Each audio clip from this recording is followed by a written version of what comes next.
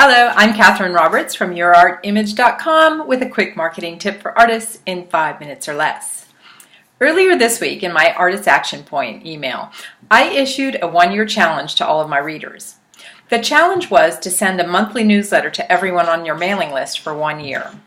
And I want to issue that challenge to you too now. Now, I didn't specify whether it should be an e-news or a printed newsletter. There are advantages to both, which I discuss in more depth in my online courses. The point is, if you're not sending out a regular monthly newsletter, you're missing out on one of the most valuable marketing tools available to you, which incidentally can be created for relatively little or no cost at all. Now, before you get all excited thinking that you've already met the challenge because you send out monthly updates about your events or shows, I want to stop you and talk a little bit about what it is that makes a good newsletter and what a newsletter shouldn't be. First and foremost, your newsletter should be full of content, visual and written, that is interesting and relevant to the reader, your client.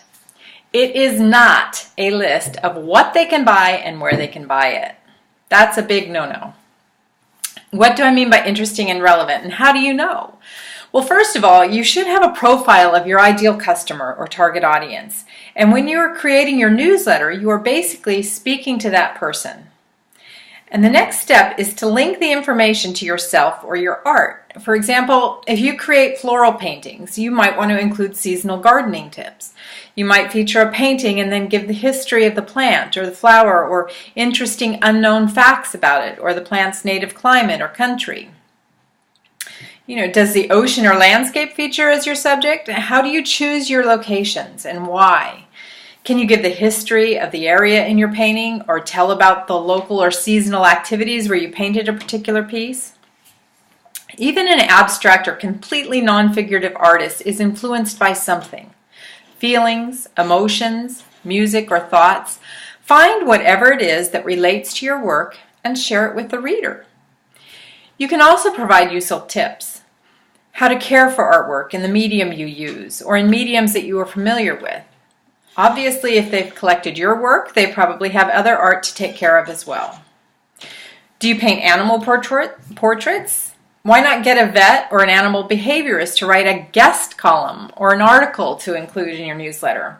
And by the way, the added bonus of guest columnists is that you can then ask them, the contributor, to distribute the newsletter to their clients because it's likely that your work will be interesting or relevant to them if it's on the same subject matter. The whole point is that 2/3 of the content should be news, interesting and relevant information. The remaining third can be about you and your art, what's new, where they can see your work, how they can buy it. Be sure and remember to give people an easy way to unsubscribe if they no longer want to receive your newsletter if you're delivering it online. And if you don't use an email platform like Aweber, Vertical Response, or MailChimp, make sure that multiple recipients are blind copied and that they cannot see each other's email addresses. That's a big no-no to share addresses that way. There you go. That's my New Year challenge for you. One e-news or printed newsletter a month to your list. Please leave your comments below. I'd love to hear how you make your newsletter interesting and relevant to your audience and how your newsletter has helped build the relationship you have with your clients. If you don't already receive my free weekly Artist Action Points that I referred to earlier, you can sign up for it on my website. Just follow the link in the description box below this video. Thanks for joining me. I'm Catherine Roberts from YourArtImage.com, and I wish you a new year full of wealth, health, and prosperity. Happy New Year, everyone.